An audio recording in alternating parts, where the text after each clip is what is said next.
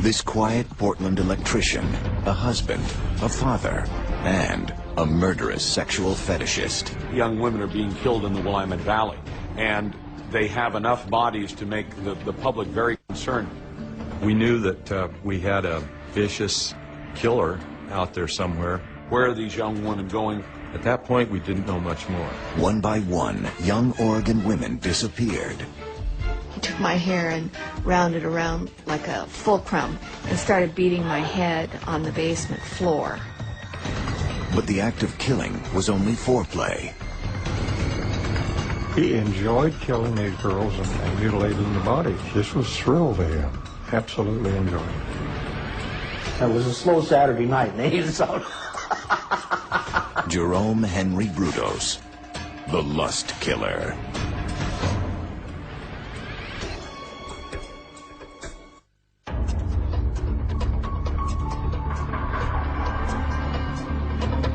On May 10th, 1969, fishermen made a disturbing discovery on Oregon's Long Tom River.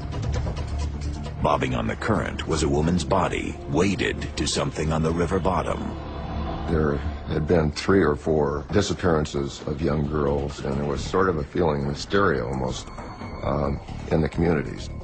4 women were missing. The floating corpse confirmed one family's worst fears. It was Linda Saley. Linda Saley. She had been abducted from the Lloyd shopping area, a large shopping area in Portland. She'd been strangled to death and thrown into the river, her body tied to an automobile transmission. Divers combed the river. 2 days later, they found another body. Karen Sprinker, missing since March 27th, had also been strangled. We realized that we were dealing with probably a serial killer. Jerome Henry Brudos, future electrician, future serial killer, was born in Webster, South Dakota on January 31st, 1939. With the end of the Great Depression still 2 long years away, farm families in the Dakotas struggled to keep going. In search of greener pastures, Jerome's father Henry moved the family to Oregon. There he hoped to find a stable job and a good place to raise his family. His parents pick up stakes and they move to the Willamette Valley. It has Portland at its north end, Eugene at its south end, and the state capital, Salem, in the middle. Just a little bit south of the state capital is the town of Corvallis. And Jerome Brudos had come to a place that was actually kind of an idyllic place to grow up for a young boy. But Jerome's childhood proved neither happy nor stable. With jobs so scarce, the family moved frequently. He went to several different schools as he was growing up. I don't think he ever felt secure with his family. Jerome's father worked 2 jobs, leaving little time for a home life. Lacking a father figure, the young boy often found himself alone with his prudish, no-nonsense mother Eileen. Prone to emotional tirades, Eileen didn't hide her abounding love for her oldest son, Larry, or her deep resentment of her youngest son, Jerry. Jerome Brudos was born to a woman who really wanted a girl. Now, we always hear about families or fathers who say, I really want a boy. But to imagine a mother who says, I really want a girl, I don't want a boy. How a boy, and later a man, is treated by his first relationship with a woman, his mother, is very important. If he felt that he was sort of abandoned by her and simultaneously that she almost had a lot of anger towards him for even having been born, there can definitely be a feeling of some type of backlash.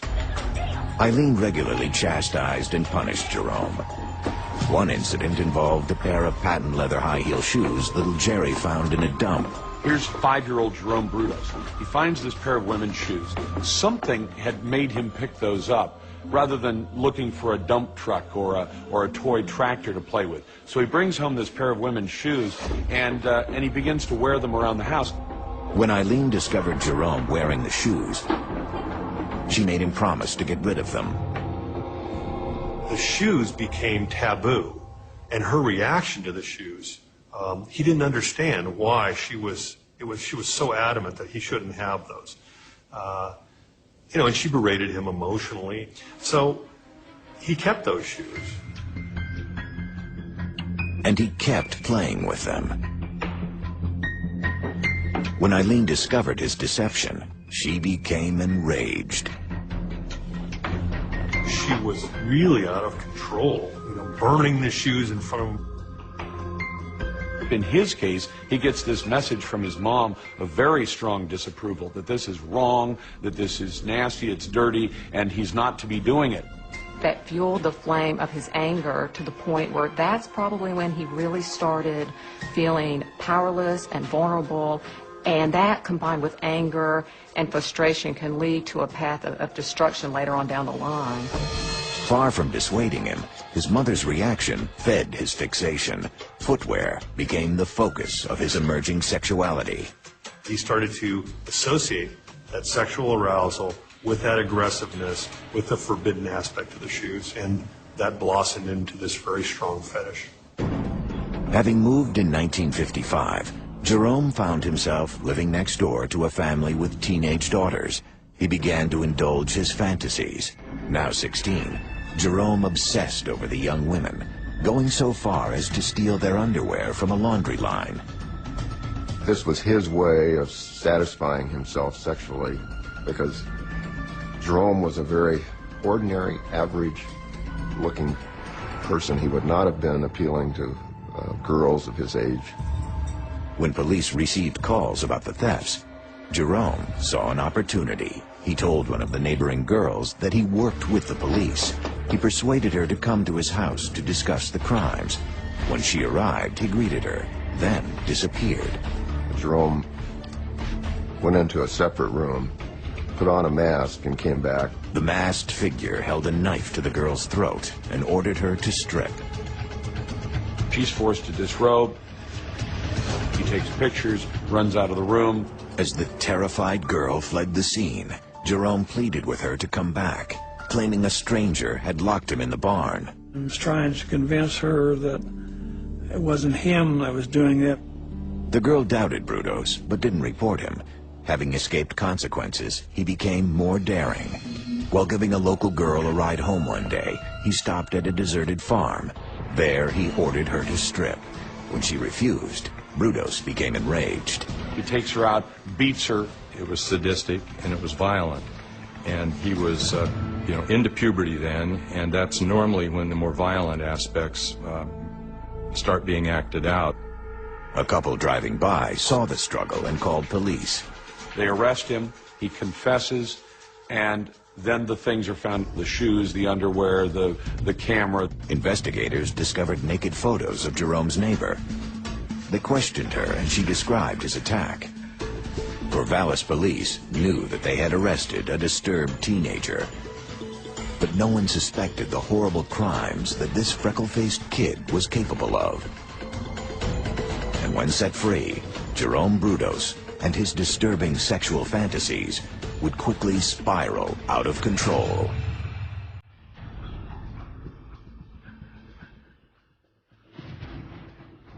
In 1956, 17-year-old Jerome Brudos was a deeply troubled teen. He had a fetish for women's shoes and underwear, which he stole and secretly wore.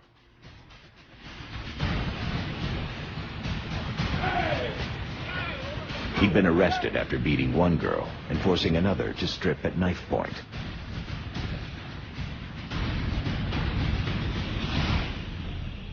Authorities sent Jerome to Oregon State Hospital for psychiatric evaluation and treatment.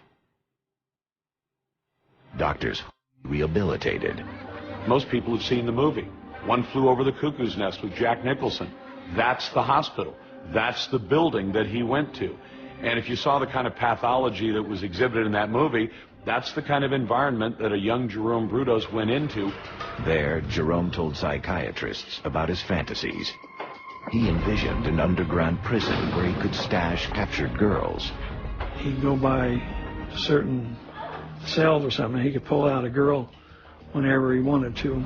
These desires, born in the disturbed mind of a sexual fetishist, did not alarm Jerome's psychiatrists. Unfortunately, the experts saw it in a more benign light. They let him go to school during the day and then come back to the hospital at night. And yet when they sat down to look at what he'd been doing and the way he'd been acting, they found, well, he's not really suffering from anything that's permanent. It's just, again, the same kind of explanation that his parents were giving. It's a phase. He'll grow out of it. January 1957, after 9 months in the Oregon State Hospital, psychiatrists diagnosed Brudos as borderline schizophrenic. In spite of this diagnosis, they deemed him safe to live in society and released him. Brudos went home to finish high school. Although he demonstrated clear intelligence, excelling in electronics, he lacked the motivation to succeed and graduated near the bottom of his class. After failing to find a job, Brudos enlisted in the Army in 1959. The Army stationed him in Fort Ord in Monterey Bay, California. He ends up going into the Army, and he has these weird fantasies and dreams and things that just aren't real. And then he ends up going to see the shrink, and the shrink decides this guy is too disturbing to leave in the Army, so we're going to get rid of him. Discharged by the Army because of his peculiar obsessions, he returned to Oregon to live with his mother. It was a cold reception. Eileen insisted that Jerome sleep in the shed behind her house. He soon lapsed into his old habits. He stole women's shoes and underwear, and as the pressure of his compulsions increased, he again turned to assaulting women. In broad daylight, he tried to kidnap a lady that worked for the telephone company. She was coming back from lunch, and as she was going into her office, he tried to grab her. When she resisted, he choked her. She fell to the ground, unconscious. He took her shoes and left her lying there. What was growing inside his head was getting worse because, like most compulsions, the first things you're compelled to do are apparently satisfying to you in some way, sexual or psychological, but at some point they're not enough, so you have to do more. Jerome Brudos, still a virgin, wasn't sure how to do more. Since moving home, he worked as an engineer at a local radio station. A friend at the station set him up on a date with a pretty 17-year-old named Ralphine. That was the first positive thing, the first interacting social behavior that he'd ever engaged in. Ralphine became smitten with what she saw as a responsible, well-off 23-year-old man. He showed her romance and gentle affection. When Ralphine became pregnant, her reluctant parents consented to a marriage. The couple married in the spring of 1962. Ralphine, young and naive, initially complied with the demands of her older, very controlling husband.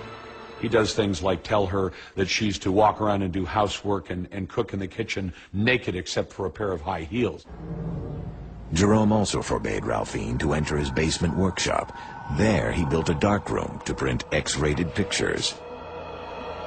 There were pictures of Ralphine in various states of dress and undress with some of these items of clothing that he had stolen from other places. In Ralphine, Jerry created the captive doll wife he always dreamed of. At first, the docile and inexperienced young woman thought nothing of her husband's odd demands. People are always looking for the best in other people, and we want to explain away unusual or odd behaviors. And when you're married to somebody like that, it just becomes part of the way that you deal with protecting yourself.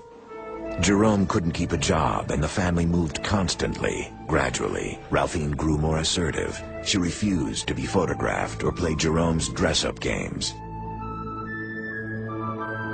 As Ralphine pulled away, Brudos sought other ways to fulfill his sexual fantasies. He secretly dressed in women's clothing, often wearing women's underwear under his work clothes.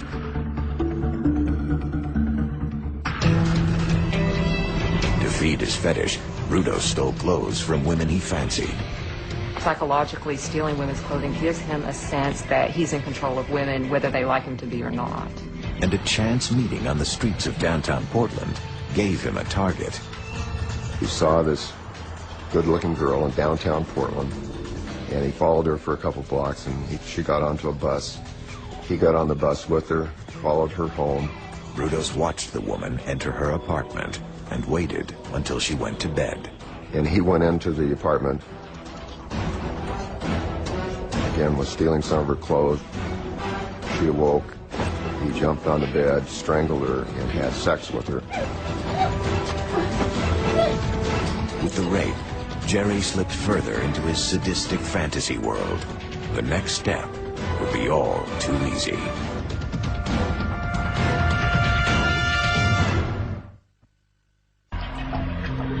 For 10 years after his teenage incarceration at the Oregon State Hospital, Jerome Brudos managed to stay under the radar of the law. In 1967, as an electrician, husband, and father, the 28-year-old appeared to be a model citizen, but under the surface simmered disturbing and increasingly violent desires. Shortly after the birth of his second child, Brudos attacked and raped a woman. The raping of the woman really describes psychopathic progression. He's acting out, he's getting bolder, he's getting braver, he has more confidence in his ability to commit these kinds of crimes and go undetected. And frustrations at home drove Jerome to greater excess. His wife Ralphine busied herself raising their 2 children. She had no time to indulge his sexual fantasies. In a bid for attention, he left startling photos of himself around the house for his wife to find. There were photographs of Jerome dressed in women's clothing, hose and high heels.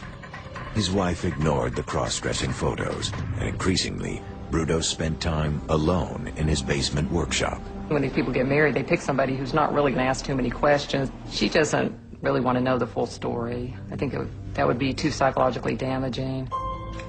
On January 26, 1968, 19-year-old Linda Slauson walked door to door in the Brudos' neighborhood, selling encyclopedias.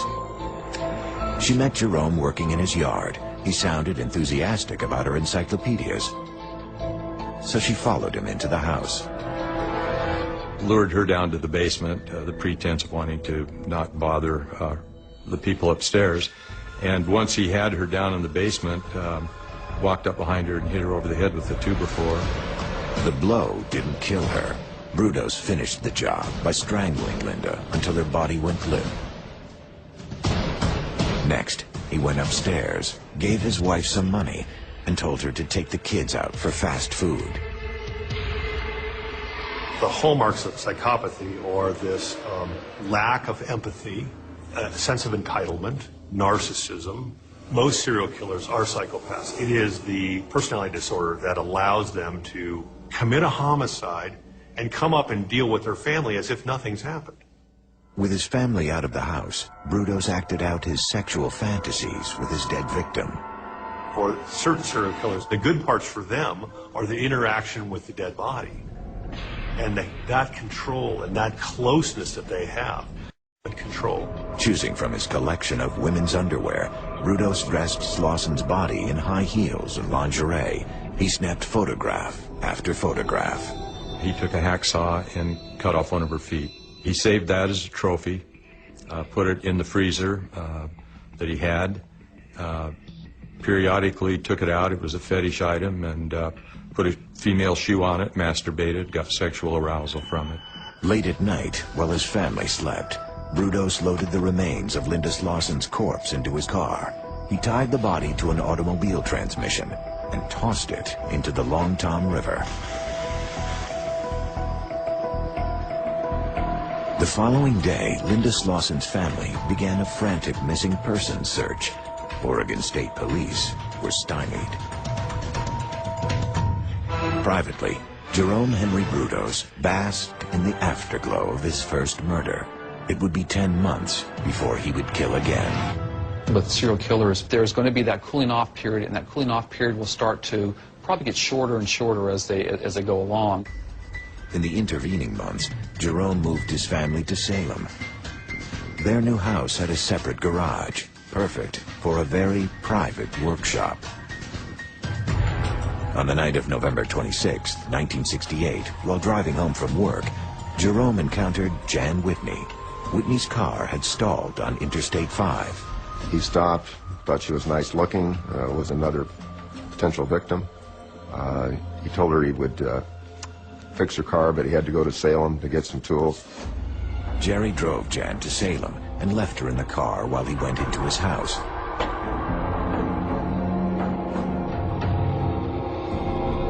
When he returned to the car, he slid into the back seat behind her.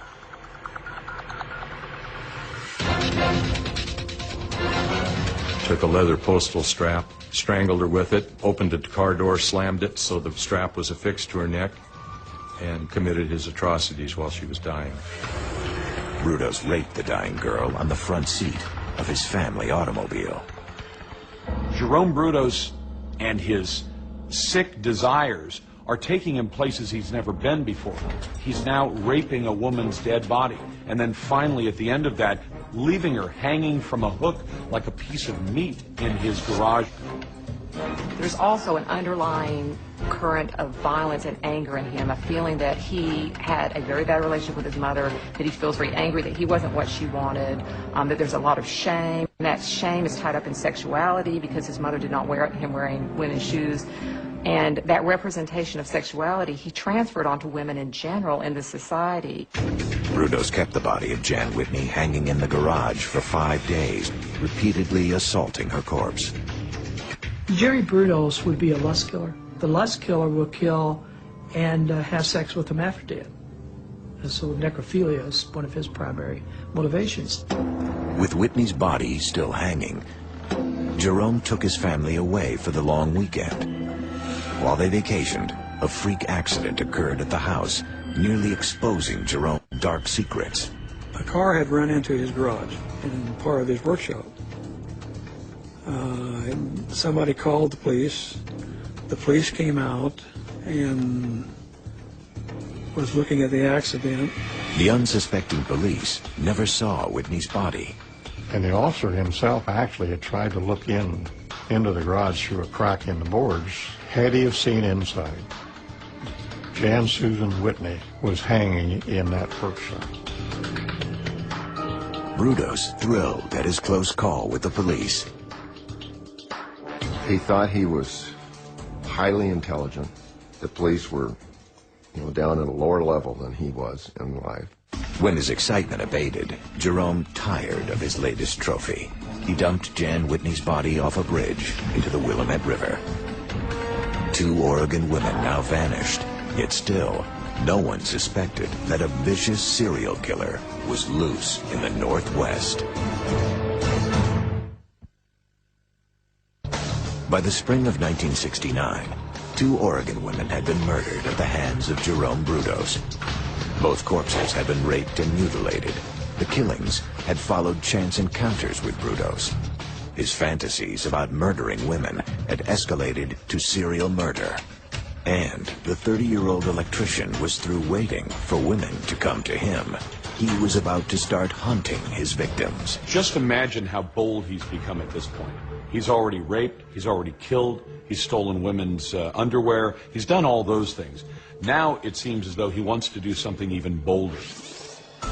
On March 27th, he chose a stalking ground, the parking garage of the Meyer and Frank department store in Salem. The first woman he saw was Karen Sprinker, a student at Oregon State University. The Sprinkers lived in South Salem, probably about 2 miles away from where Meyer and Frank's store is. She was coming down there just to have lunch with her mother that day. In an isolated corner of the garage, Jerome seized Karen and forced her into his car. He had I believe, a toy pistol, and he abducted her with that pistol, took her to his workshop, and apparently she tried everything in her power to save her life. Had her disrobe, had her pose in different get-ups, high heel shoes and whatnot. To secure his prisoner, Brudos looped a noose around Sprinker's neck and attached it to the ceiling, spreading the rope through a hoist called a come-along. He just ratcheted up the come-along and took her feet a couple, 3 inches off the floor, walked in the house, had something to eat, and watched a cartoon while she strangled at the end of that rope. When Brudos returned to the garage, Karen was dead. He abused the corpse, but he wasn't finished. Brudos wanted a trophy. He takes this woman, he cuts her breasts off, he makes a cast from them, and then he attempts to make some kind of bronze bust of a woman's breast. Jerome tied Karen Sprinker's body to an engine block. Unobserved, he hoisted the body over the side of a bridge into the Longton River. As Brudos disposed of the body, Sprinker's family and friends tried to make sense of her shocking disappearance. I knew there was something wrong. Just ran a cold chill up my spine. We had talked to the police, notified them that she was missing. Police publicized Karen's disappearance and followed up on dozens of fruitless leads. Meanwhile, the Sprinker family organized search parties, desperate to believe she would eventually be found. As Davis and the Sprinkers clung to hope, another young woman walked into fatal danger. On April 21st, watching her cross the street to a Portland Center University parking garage, Brudos picked out Sharon Wood. She fit the profile, slim, attractive, and alone. I went down the stairs, and as I got down there, this guy was pointing a gun at me, and he says, "If you don't scream, I won't shoot you." He got his arm around my head, and he got somehow my jaw clamped down on his thumb in the struggle. Last thing I remember was he just really hit my head very hard, and I saw stars, and then he jumped up and ran. Sharon's resistance spooked Brudos, but he managed to escape without attracting attention. Sadly, the Portland police didn't immediately connect Sharon's attacker with the woman who'd been reported missing. Brudos struck again, this time at a much younger target named Gloria Smith. There was a 12-year-old that was on her way to school, Parrish Junior High School in North Salem. Jerry Brudos, with a pistol, accosted her and kidnapped her and took her back toward his car. And as they went through between two houses, the lady across the street happened to be working in her flower van. Brudos got in his car and drove away, nursing another failure. The girls that fought him ran, screamed, or whatever, escaped. He was not that type of personality that would have chased him down and killed him right there. He wanted him for a toy in his workshop. He realized he needed to lure his victims rather than scare them. He bought a fake police badge and began staking out the parking garage at the Lloyd Center Mall in Portland. There, he spotted 22-year-old Linda Saley. As Linda walked to her car, arms full of birthday presents for her boyfriend, Brudos approached. He confronted her and with a badge, saying that he was a security officer and that they'd been getting a lot of shopliftings going on, and she'd have to come down to the police station for further questioning.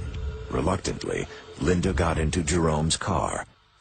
He drove her all the way from Portland to Salem and straight into his garage. He took her inside of his workshop, tied her up. He goes to dinner, eats his dinner, he comes back out, and the girl was sitting there untied and didn't move. So she must have had in her head that he was going to release her. Jerome retied Linda and suspended her from the ceiling while he undressed and photographed her. She could just stand on her toes, and not choke. And then when he thought he'd had enough or whatever, he just gave it a couple more cranks and choked her. They don't feel emotion the way that normal people do. The dichotomy between going up and eating with his family and the fact that there was a victim in the basement dying made him feel like a very, very accomplished predator.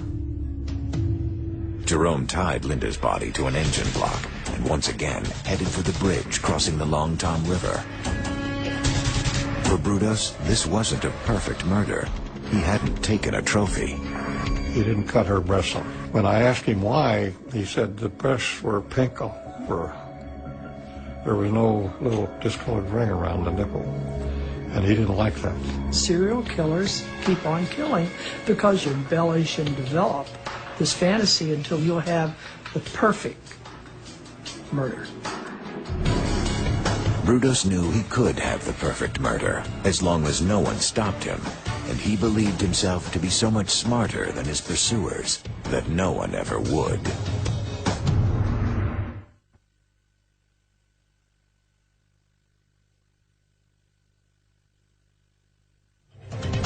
Between January of 1968 and April of 1969, at least 4 women disappeared from Oregon's Willamette Valley. Police were growing increasingly concerned and frustrated. They didn't yet know the victims were dead. 30-year-old Jerome Henry Brudos, a sex fetishist and serial rapist, was killing at will. Then, a stunning discovery changed everything. 2 of the bodies that Brudos so cleverly hid were found. On May 10, 1969, a local fisherman discovered a woman's weathered body floating in the Long Tom River. Police correctly identified her as Linda Saley. An autopsy revealed evidence of strangulation. We had a vicious killer out there somewhere. At that point, we didn't know much more. After the discovery of Saley's body, investigators conducted a thorough search of the river. 2 days later, police recovered the body of Karen Sprinker, also a strangled victim, just feet from where Saley's body surfaced. While news of the vicious murders shocked and sickened locals, Jerome Brudos simply shrugged. He remained confident that any evidence found would not link him to the bodies. The bodies were tied with a rope with a knot. The knot was unusual. The knot was used by electricians when they're pulling wire through a house. As police combed their files on electricians, another investigation began at Oregon State, where Karen Sprinker had gone to school. The police department in Benton County interviewed a lot of girls out of the college to determine if any of those girls had ran into and had dates with a strange individual. After talking to hundreds of girls, investigators made a crucial discovery. One of the girls actually had a date, a coke date, with a young man who was driving a station wagon. Had a lot of baby clothes and young kids' clothes in the car. Another student reported meeting a man wandering the dormitories. The man explained that he was a Vietnam vet looking for companionship. He wouldn't stop talking about the bodies and the missing women. She found it creepy and agreed to help police lure him into a trap. The police over there made it known to her that if he called again, to be sure and let them know, and he did. The police were waiting for him. He readily identified himself as Jerry Brudos. Detective Jim Stovall requested a police background check on Brudos and discovered that he worked as an electrician. But more importantly, Stovall learned of Jerome's previous hospitalizations for attacks on teenage girls. Wanting to learn more, Detective Stovall paid Brudos a visit. So we went around to where his garage is and talked there. The officers found a rope that the bodies of Karen Sprinker and Sally had been tied down with. So there was clear indication that he might be responsible. The officers didn't have a search warrant. Without the rope, they lacked crucial evidence. Inexplicably, Brudos solved their problem. And he says, you seem to be interested in that rope. Would you like to have a piece of it? I says, yeah, that'd be great. So he cut me off a piece. Serial killers are convinced that they're smarter than law enforcement. They start to taunt the police, and they start to get sloppy because they think the police can't catch them. With an assist from the murderer, forensic scientists quickly linked Brudos to the rope used to bind his victims. Despite his bravado, Brudos felt alarmed by the police questioning. He paid a discreet visit to attorney Dale Drake. He maintained his innocence completely, and I advised him that that was great if he was innocent, but if he were guilty, that he should not allow the police to search his house and or cars. Brudos took the advice to heart. By the time police obtained a search warrant for his car, he'd beaten them to the punch. The whole inside of his car was soaking wet. So I said, well, hey, Jerry, what happened to your car? He says, Oh, we went to a car wash and my boy left the window down and flooded it. Police desperately needed evidence to charge and arrest Brudos. If Gloria Smith, the junior high girl he attacked on April 22nd, could ID him, they could at least hold him on kidnapping charges. They showed her a photo lineup. I had about 10 or 12 pictures, and I laid them out in front of her. I told her, take your time, look very carefully at each one, and if you see anyone that looks familiar, let me know. She stopped in the middle and said, well, this looks like him, but he had freckles all over. Well, it was a picture of Jerry Brudos. On May 30th, 1969, police caught up with Jerome and Ralphine Brudos driving north towards the Canadian border. Police followed, armed with an arrest warrant. We decided we would execute the warrant of arrest. And when we got to Salem, he didn't get off the freeway, he kept going. North, we stopped the car and I placed him under arrest. 250 miles from the border, police found Brudos hiding under a blanket in the back seat. When we arrested him, hiding under a blanket in the back seat. When we arrested him, dressed him down, put him in prison clothes. He's wearing ladies' silk panties. He said they feel more comfortable today. He called me from the city jail about midnight on that night that he was arrested, asked if I would come down. I did come down, and we had about a 5-hour session where he confessed to me to each of the murders and told me grim, grisly details of each incident. Drake listened, stunned by the crimes and by his client's lack of remorse. Jerome was completely cold, utterly devoid of any human emotions when he was describing some of the most hideous crimes that have ever been committed. Basically advised him to remain silent, not to have any contact with the police. The police held Brudos in custody, but could they keep him there? May 30th, 1969. Oregon authorities arrested Jerome Brudos on kidnapping charges. 4 drowned bodies, a murder weapon, and a positive ID from an escaped victim all pointed to Brudos being the killer. Still, police needed more evidence or a confession to book him for murder. Brudos sat silently in custody, but Detective Jim Stovall knew how to get him to talk. He claimed to have an IQ of 165. So you have to play on that.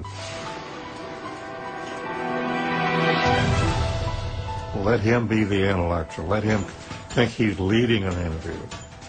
But you always keep him on track. Stovall asked hypothetical questions that Brudos couldn't resist answering. He approached Brudos as a friend and a father figure, a very compassionate, sort of a caring kind of approach, because Jim Stovall knew exactly and precisely what he was doing, and he had sized Brudos up remarkably well, even early on. Brudos, I think, was bragging to Stovall, wanted to impress Stovall, and wanted Stovall's friendship and acceptance. Eventually, all pretenses disappeared, and the killer rambled into a complete confession. He started from day one with the little encyclopedia salesgirl in Portland, how he killed her, the Slauson girl, Whitney girl, and the Sally girl, and what he did with the bodies. So the whole thing came to light pretty quick. Brudos even explained a few things police hadn't been able to figure out. For instance, the mysterious burn marks on Linda Saley's ribcage. It had been an experiment. When he hooked up 2 nails, one on each side, stuck them in the ribcage, and then plugged it into an electric current to see what would happen. Would the body jump, or like a frog when it's in a skillet? The way the serial killers work is they need more and more stimulation. For a normal person, we get excited by a lot of different things, but for them, they have maybe a low level of cortisol, and they need to raise that level, and the way that they do it is by escalating their behavior. And Brudos showed no remorse. He enjoyed killing these girls and mutilating the bodies. He enjoyed assaulting the bodies after they were dead, even. This was a thrill to him. Absolutely enjoyed it. He had no conscience and he had no remorse. He told me that the women that he slaughtered were nothing more than objects to him. And metaphorically, I think Brudos actually described them as a candy wrapper. Once you're done with them, you just discard them. Why would you not discard them? You don't have any more use for them. With Brudos's confession, police obtained a search warrant for his workshop. There, on June 3rd, they began collecting evidence. I remember the photographs were taped to the drawer of a red Craftsman tool chest. And there were pictures of all of the slain women in various states of dress and undress, some alive, some deceased. One was of Karen Sprinker while she was alive, standing, as I recall, without clothes other than high heels, and the look on her face is a look that you don't forget. Her hands were clenched in fists that spoke volumes about the fear and the terror that he had instilled in her. In one photograph, the lust-crazed killer was so absorbed in his fantasy that he didn't notice his own presence in the frame. He had put a mirror under her body and was shooting a photograph that would reflect up into her private area, and while leaning over to take the picture, took his own picture as well in the mirror. In the house, investigators found more ghastly evidence. With Karen Sprinker, he cut her breasts off and made the paperweights. And we found the paperweights on the mantel in his home. And when they found Jan Whitney's car keys in Jerome's house, they had the evidence to charge him with 3 counts of murder. It became very clear as a defense attorney that Jerome was guilty, and it was going to be difficult to craft any type of legal offense other than legal insanity. On June 4th, 1969, a team of psychiatrists subjected Brudos to a battery of tests. So now he's got to pull every trick out of the bag. He's got to say, yes, I did it, but I'm crazy. Yes, I did it, but my mother made me do it. There were a total of 7 evaluations done. And unfortunately, all 7 agreed that he was not criminally insane.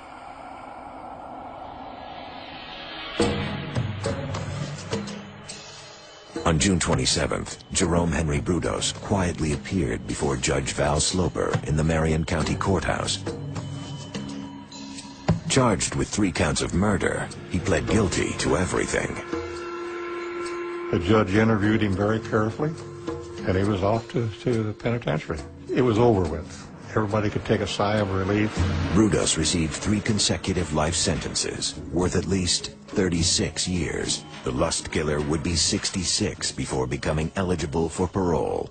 But what about Ralphine? Investigators found it hard to believe that she had no part in her husband's crimes. She was charged as an accomplice, was found not guilty. I've always known I wasn't guilty. She terminated Jerome Henry's parental rights with the 2 children, and I just understand it left the area. Abandoned by Ralphine and ostracized by other prisoners, Jerome spent his lonely hours in the Oregon State Penitentiary by filing appeals. He appeared before the parole board on numerous occasions. It became very obvious he was not ever going to get out of the penitentiary. Yeah, I've gone a lot of places and done a lot of things. I'm assuming that I never hurt anybody because I never got any complaints from anybody. In his cell, he started his own prison library. He ordered women's clothing catalogs and shoe catalogs while he was in prison because, again, his compulsion didn't end with his conviction. He was still sick behind bars.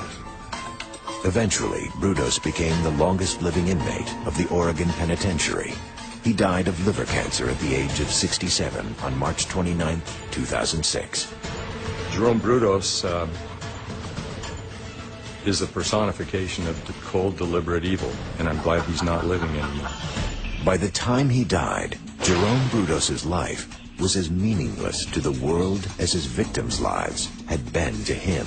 Jerome Henry is like a 2-headed snake or a chicken with 5 legs.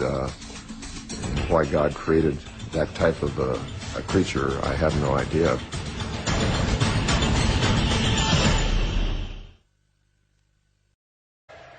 Linda Salih, she had been abducted from the Lloyd shopping area, a large shopping area in Portland. She'd been strangled to death and thrown into the river. her body tied to an automobile transmission. Divers combed the river. 2 days later, they found another body. Karen Sprinker, missing since March 27th, had also been strangled. We realized that we were dealing with probably a serial killer. Jerome Henry Brudos, future electrician, future serial killer, was born in Webster, South Dakota on January 31st, 1939. With the end of the Great Depression still 2 long years away, farm families in the Dakotas struggled to keep going. In search of greener pastures, Jerome's father Henry moved the family to Oregon. There he hoped to find a stable job and a good place to raise his family. His parents pick up stakes and they move to the Willamette Valley. It has Portland at its north end, Eugene at its south end, and the state capital, Salem, in the middle. Just a little bit south of the state capital is the town of Corvallis. And Jerome Brudos had come to a place that was actually kind of an idyllic place to grow up for a young boy. But Jerome's childhood proved neither happy nor stable. With jobs so scarce, the family moved frequently. He went to several different schools as he was growing up. I don't think he ever felt secure with his family. Jerome's father worked 2 jobs, leaving little time for a home life. He'd calls about the thefts. Jerome saw an opportunity. He told one of the neighboring girls that he worked with the police. He persuaded her to come to his house to discuss the crimes. When she arrived, he greeted her, then disappeared. Jerome went into a separate room, put on a mask, and came back. The masked figure held a knife to the girl's throat and ordered her to strip. She's forced to disrobe. He takes pictures, runs out of the room. As the terrified girl fled the scene, Jerome pleaded with her to come back, claiming a stranger had locked him in the barn. I was trying to convince her that it wasn't him that was doing it. The girl doubted Brudos, but didn't report him. Having escaped consequences, he became more daring. While giving a local girl a ride home one day, he stopped at a deserted farm. There, he ordered her to strip. When she refused, Brudos became enraged. He takes her out, beats her. It was sadistic and it was violent. And he was, into puberty then, and that's normally when the more violent aspects start being acted out. A couple driving by saw the struggle and called police. They arrest him, he confesses, and then the things are found: the shoes, the underwear, the camera. Investigators discovered naked photos of Jerome's neighbor. They questioned her and she described his attack. Corvallis police knew that they had arrested a disturbed teenager. And he kept playing with them. When Eileen discovered his deception, she became enraged. She was really out of control, burning the shoes in front of him. In his case, he gets this message from his mom of very strong disapproval, that this is wrong, that this is nasty, it's dirty, and he's not to be doing it. That fueled the flame of his anger to the point where that's probably when he really started feeling powerless and vulnerable. And that, combined with anger and frustration, can lead to a path of destruction later on down the line. Far from dissuading him, his mother's reaction fed his fixation. Footwear became the focus of his emerging sexuality. He started to associate that sexual arousal with that aggressiveness, with the forbidden aspect of the shoes, and that blossomed into this very strong fetish. Having moved in 1955, Jerome found himself living next door to a family with teenage daughters. He began to indulge his fantasies. Now 16, Jerome obsessed over the young women, going so far as to steal their underwear from a laundry line. This was his way of satisfying himself sexually, because Jerome was a very ordinary, average-looking person. He would not have been appealing to girls of his age. When police received this quiet Portland electrician, a husband, a father, and a murderous sexual fetishist. Young women are being killed in the Willamette Valley, and they have enough bodies to make the public very concerned. We knew that we had a vicious killer out there somewhere. Where are these young women going? At that point, we didn't know much more. One by one, young Oregon women disappeared. He took my hair and rounded around like a fulcrum and started beating my head on the basement floor. But the act of killing was only foreplay. He enjoyed killing these girls and mutilating the bodies. This was thrill to him. Absolutely enjoyed it. It was a slow Saturday night, and he was out. Jerome Henry Brudos, the lust killer.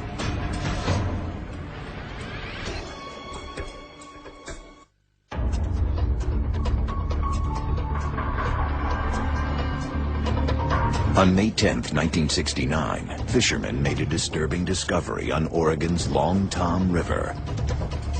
Bobbing on the current was a woman's body, weighted to something on the river bottom.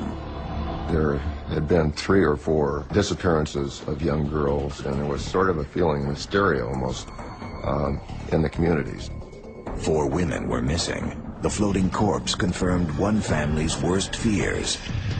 It was Linda Saley.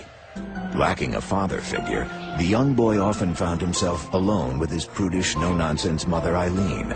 Prone to emotional tirades, Eileen didn't hide her abounding love for her oldest son, Larry, or her deep resentment of her youngest son, Jerry. Jerome Brudos was born to a woman who really wanted a girl. Now, we always hear about families or fathers who say, I really want a boy, but to imagine a mother who says, I really want a girl, I don't want a boy. How a boy and later a man is treated by his first relationship with a woman, his mother, is very important. If he felt that he was sort of abandoned by her and simultaneously that she almost had a lot of anger towards him for even having been born, there can definitely be a feeling of some type of backlash. Eileen regularly chastised and punished Jerome. One incident involved a pair of patent leather high-heel shoes little Jerry found in a dump. Here's 5-year-old Jerome Brudos. He finds this pair of women's shoes. Something had made him pick those up rather than looking for a dump truck or a toy tractor to play with. So he brings home this pair of women's shoes and he begins to wear them around the house. When Eileen discovered Jerome wearing the shoes, she made him promise to get rid of them. The shoes became taboo, and her reaction to the shoes, he didn't understand why she was so adamant that he shouldn't have those. And she berated him emotionally. So he kept those shoes.